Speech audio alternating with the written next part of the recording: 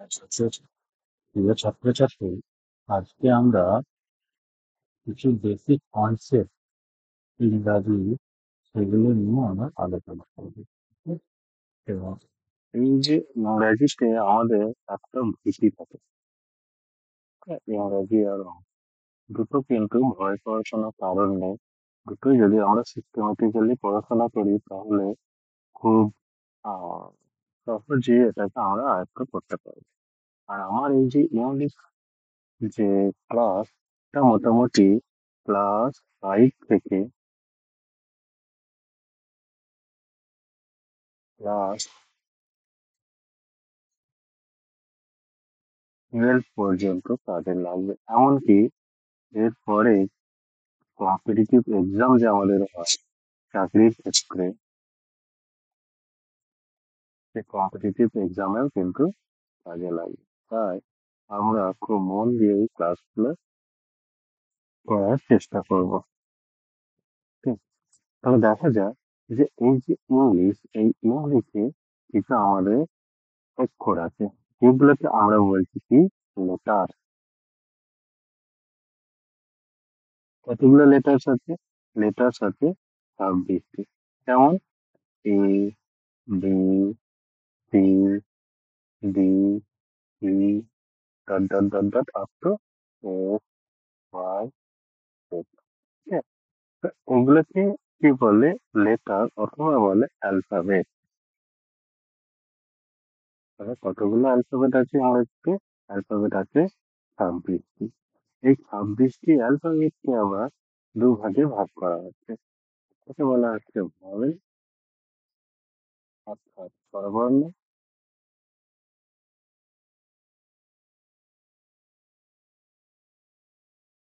আর একটি হচ্ছে কনসোনেন্ট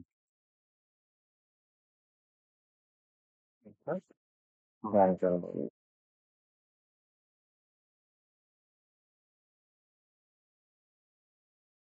তাহলে ভাওয়েল স্বরবর্ণ কতগুলো আছে? স্বরবর্ণ আছে টোটাল 5টি। 5টি স্বরবর্ণ কি কি? বা 5টি vowel: A, E, I, O, U. এই 5টি ছাড়া তাহলে টোটাল ছিল 26টি, আর এখন হয়ে গেছে 5টি ভাওয়েল। তাহলে বাকি থাকলো কত? 19। এই 19টি হচ্ছে আমার কনসোনেন্ট। বুঝা গেল? এই 19টি কনসোনেন্টের মধ্যে আবার ডাব্লিউ এবং ওয়াই, এই দুটি আবার যে মানে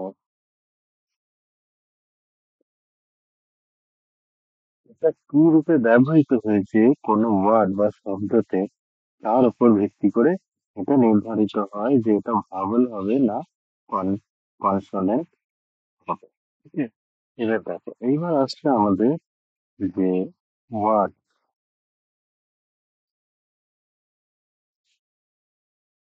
এই ওয়ার্ডস এর সংজ্ঞা কি বা ওয়ার্ডস এর ডেফিনেশন কি? ওয়ার্ডস এর ডেফিনেশন হচ্ছে যে মুখ থেকে নির্গত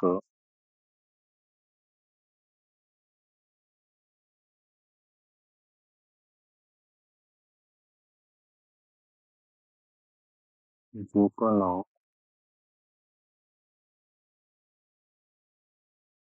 অর্থপূর্ণ ধ্বনিকে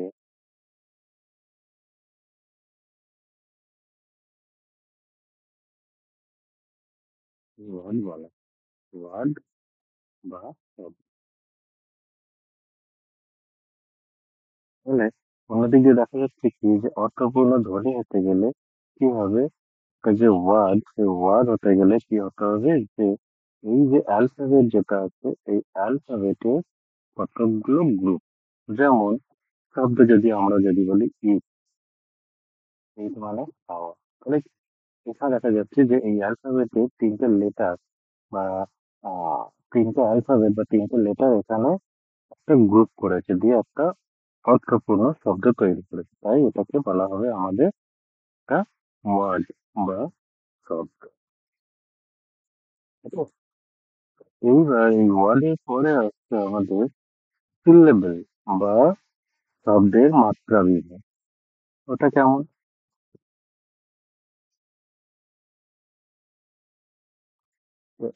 এইবার হচ্ছে আমরা যেটা আসবো নেক্সট পয়েন্টে, এটা হচ্ছে সিলেবাল। সিলেবাল মানে হচ্ছে শব্দের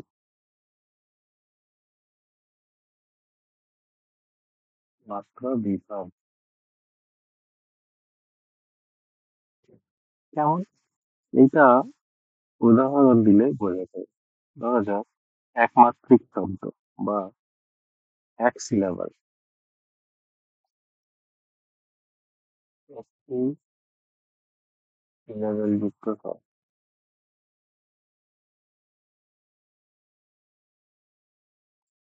যেমন হচ্ছে ইউ, মি,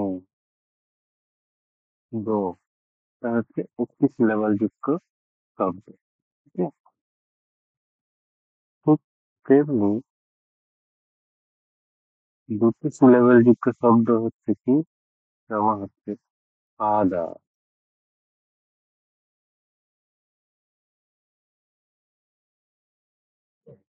ওয়াটার,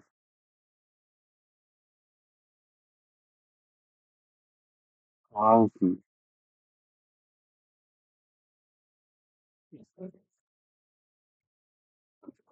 এটা দুইয়ের অধিক সিলেবাল যুক্ত শব্দ।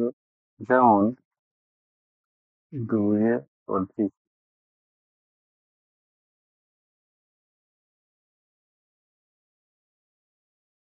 দুইয়ের অধিক সিলেবাল যুক্ত শব্দ যেমন হচ্ছে বিউটিফুল, বিউটিফুল। এটা হচ্ছে দুইয়ের অধিক। যেমন হচ্ছে ডেমোক্রেসি।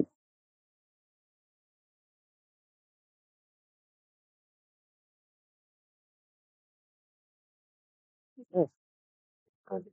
তাহলে আমরা কি দেখলাম, যে 26টি লেটার আছে, 26টি লেটারের মধ্যে ভাওয়েল আছে 5টা, বাকি 19টা হচ্ছে কনসোনেন্ট। তারপরে আমরা সেখান থেকে এলাম যে শব্দ বা ওয়ার্ডের ডেফিনেশন কি। ওয়ার্ডের ডেফিনেশনের পরে ওয়ার্ডের মাত্রা বিভাগ বা শব্দের মাত্রাটা আমরা দেখে গেলাম যে তিনটে মাত্রা আছে। একমাত্রিক শব্দ যেমন হচ্ছে ইউ, মি, দুটি বা দ্বিমাত্রিক ফাদার, ওয়াটার, মাউথি। দুইয়ের অধিক বিউটিফুল, ডেমোক্রেসি। ওকে, তারপর হচ্ছে পসিবিলিটি ইত্যাদি। এইবার যেটা আছে, যে ডেফিনেশনটা দেখবো যে সেন্টেন্স বা বাক্য। সেন্টেন্স বা বাক্যটা কি? আমরা এর আগে দেখেছি যে ওয়ার্ডের ডেফিনেশন পেয়েছি। তাহলে কতগুলো ওয়ার্ড কতগুলো ওয়ার্ড যখন একসঙ্গে মিশে একটা কমপ্লিট সেন্স তৈরি করে তখন তাকে সেন্টেন্স বলা হয়। যেমন J C field. J C field সেন্টেন্সের যে সংজ্ঞাটা দিয়েছিলেন, এটা বলছে a combination of words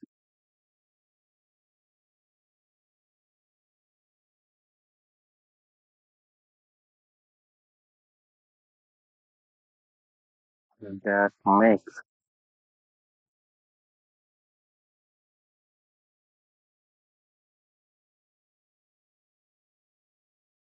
complete sense is called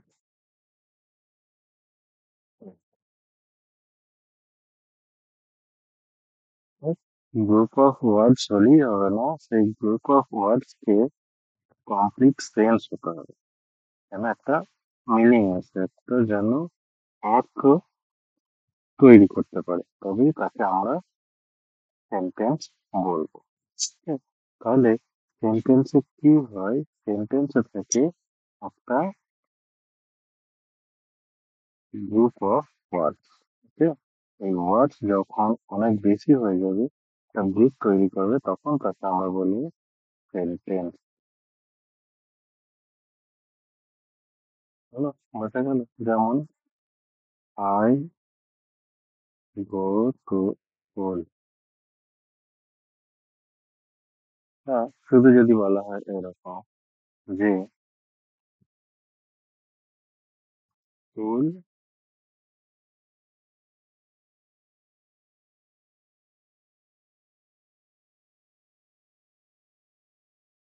play. মানে কি, এটা একটা ওয়ার্ড, এটা একটা ওয়ার্ড, এটা ওয়ার্ড, এটাও একটা ওয়ার্ড, তাহলে এটা কি কোনো কমপ্লিট সেন্স হচ্ছে? হচ্ছে না।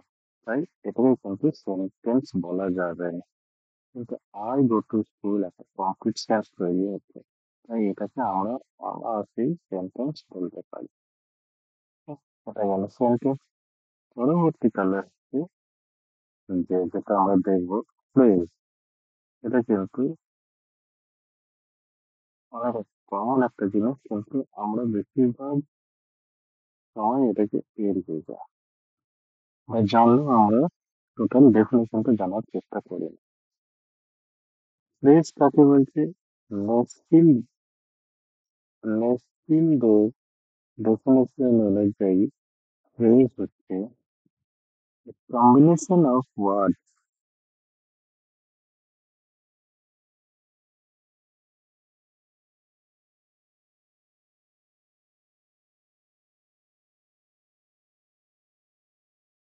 combination of words that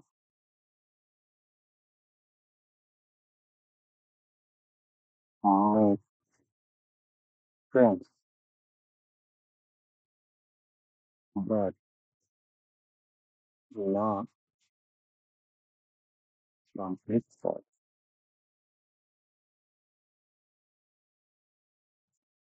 একটা সেন্স তৈরি করছে কিন্তু সেটা কমপ্লিট না। তাহলে কমপ্লিট সেন্স হয়ে গেলে এটাকে কিন্তু আমরা আবার সেন্টেন্স বলে দেবো। তাই একটা উদাহরণ দেখি।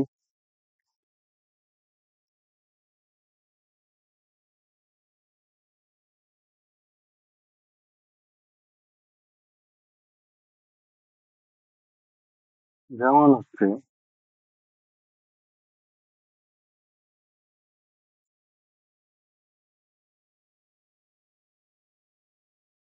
বই,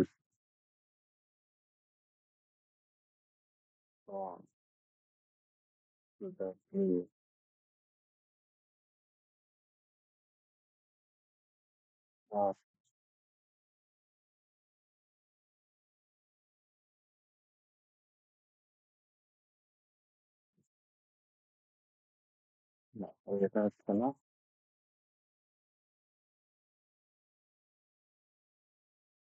চারটি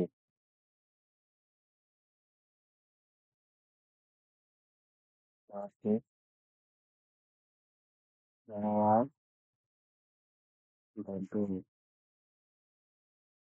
নাকি, এটা হচ্ছে একটা বোল্ট ফ্রম দ্য ব্লু, চারটি নেওয়ার দ্য ডোর। একটা একটা সেন্স তৈরি করছে কিন্তু এটা কিন্তু কমপ্লিট নয়। ঠিক আছে? এটাকে বলা হচ্ছে ফ্রেজ। ঠিক আছে? এরপরে যেটা আমরা দেখবো, এরপরে হচ্ছে আমাদের যে ডেফিনেশনটা, সেটা হচ্ছে clause.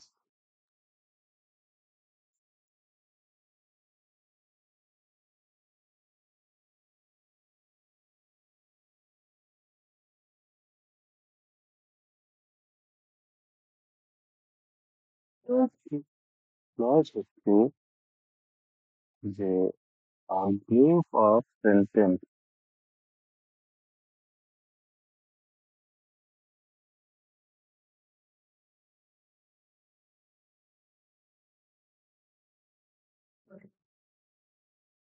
Group of word, group of word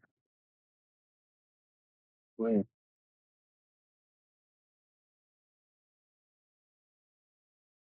one part of a sentence।